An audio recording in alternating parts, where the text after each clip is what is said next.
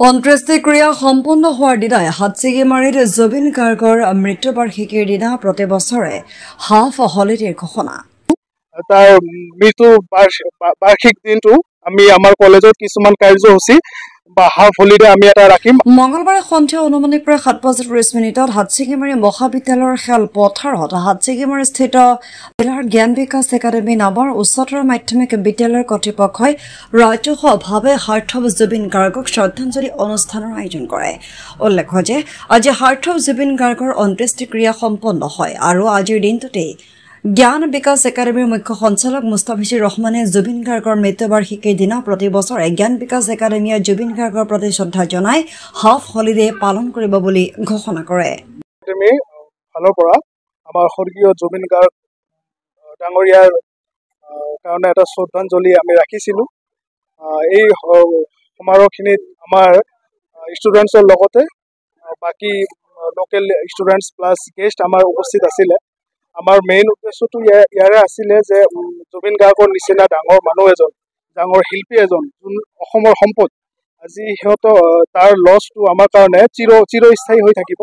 আৰু মই ভাবোঁ যেনেকৈ ডক্টৰ ভূপেন হাজৰিকা আমি সৰুৰ পৰা শুনি আহিছোঁ, যোনটো লেগেচি আৰু যোনটো অৰা সিহঁতৰ আছিলে, তেখেতৰ আছিলে, তাৰপিছত জুবিন গাৰ্গ ডাঙৰীয়াৰ মৃত্যুৰ পিছত আমি চাব পাৰিছোঁ যে আমাৰ অসমবাসী ৰাইজ জুবিন গাৰ্গৰ প্ৰতি কিমান ভাল পোৱা ইমান দিন ধৰি আছিলে।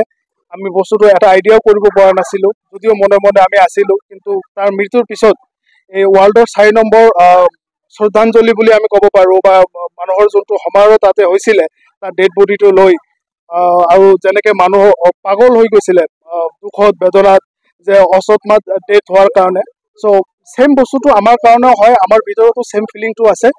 আৰু আমি অকল এজন ছিংগাৰে হেৰুওৱা নাই, আমি চিৰদিনৰ কাৰণে এটা অসমৰ সম্পদ, যোনে অসমীয়া জাতিটোৰ লগত আৰু অসমীয়া মানুহৰ লগত ৰুট বণ্ডেড যোনটো ৰিলেশ্যন কয় সেইটো বস্তু মেইনটেইন কৰি ৰাখিছিলে।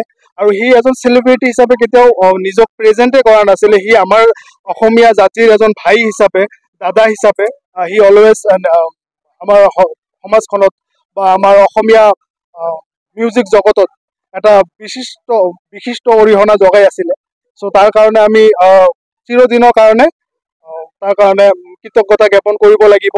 আৰু মই বিচাৰোঁ যে আমাৰ নেক্সট যোনটো জেনেৰেশ্যন আছে, আমাৰ জেনেৰেশ্যনৰ লগতো নেক্সট জেনেৰেশ্যনো যাতে জুবিন গাৰ্গৰ যোনটো অৰা আছিলে বা জুবিন গাৰ্গৰ যোনটো আজিৰ ডেটলৈকে অৰা আছে, সেই বস্তুটো যাতে কেতিয়াও পাহৰি নাযায়, তাৰ লেগেচিটো যাতে কণ্টিনিউ থাকে।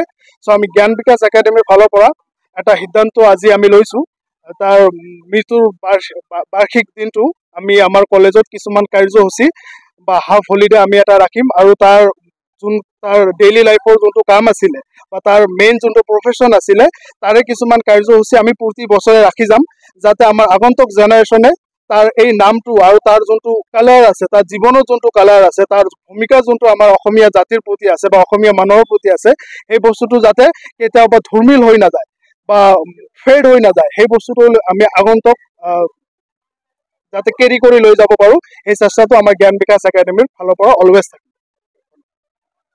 হয়, নমস্কাৰ, মোৰ নাম শ্বাৰিন আহমেদ, জ্ঞান বিকাশ একাডেমীৰ এজন শিক্ষক। প্ৰথমতে আমাৰ সাংবাদিক বন্ধুসকলক ধন্যবাদ জনাইছোঁ আমাৰ এই শ্ৰদ্ধাঞ্জলি অনুষ্ঠানলৈ অহাৰ কাৰণে। চাওক, আমি সকলোৱে জানো যোৱা 19 তাৰিখত আমাৰ যি হিয়াৰ আমঠু অতি মৰমৰ আমাৰ জুবিন দাৰ অকাল মৃত্যু হৈছিলে, সেই উপলক্ষে আজি আমি ইয়াত এখন শ্ৰদ্ধাঞ্জলি অনুষ্ঠানৰ আয়োজন কৰিছোঁ আমাৰ জ্ঞান বিকাশ একাডেমীৰ কৰ্তৃপক্ষৰ তৰফৰ পৰা।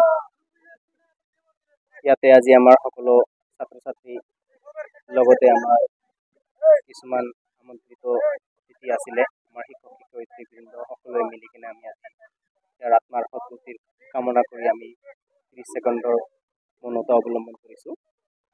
এইখিনিয়ে আছিলে আজি। মোৰ নাম ৰাশেদ চৌধুৰী, মই জ্ঞান বিকাশ একাডেমীৰ এগৰাকী সহকাৰী শিক্ষক। আজি আমি জ্ঞান বিকাশ একাডেমীৰ তৰফৰ পৰা আমাৰ শ্ৰদ্ধাঞ্জলি অনুষ্ঠান আমি অনুষ্ঠিত কৰিছোঁ। গোটেই অসম আজি জুবিনদাৰ শোকত শোকাতুৰ হৈ গৈছে। আজি 4 দিন ধৰি অসমৰ যি অৱস্থা, আমাৰ অসমৰ দৈনন্দিন জীৱন স্থবিৰ হৈ পৰিছে। গতিকে এই দুখ আমি প্ৰকাশ নকৰিবলগীয়া এটা দুখ। জুবিনদা আমাৰ বাবে এগৰাকী শিল্পীয়ে নাছিল। তো আমাৰ সমাজের এনে একটা সাইড নাই, এনে একটা দিশ নাই যে জুবিনদার অবদান নাই। আমার একেবারে দরিদ্র মানুহৰ পৰা একেবাৰে আটাইতকৈ উচ্চ শ্ৰেণীৰ মানুহ আমাৰ মুখ্যমন্ত্ৰীৰ লগত ভাল সম্পৰ্ক আছে। একেবাৰে ফুটপাথৰ চাহৰ দোকানত বহি সাধাৰণ মানুহৰ লগত চাহ খাইছে। তো জোনালী ষ্টুডিঅ'ৰ সন্মুখত দেখা দা বুলি এগৰাকী মানুহৰ দোকান আছিল। এই মানুহৰ লগত ইমান সম্পৰ্ক। গতিকে আমি যদি কওঁ যে আমাৰ অসমৰ বাবে বব ডিলান, জন মৰিছন, মাইকেল জেকসন আমি আৰু জীৱনত নাপাম। আমাৰ বাবে জুবিন দা আছিল বব ডিলান, আমাৰ মাইকেল জেকসন, জন মৰিছন।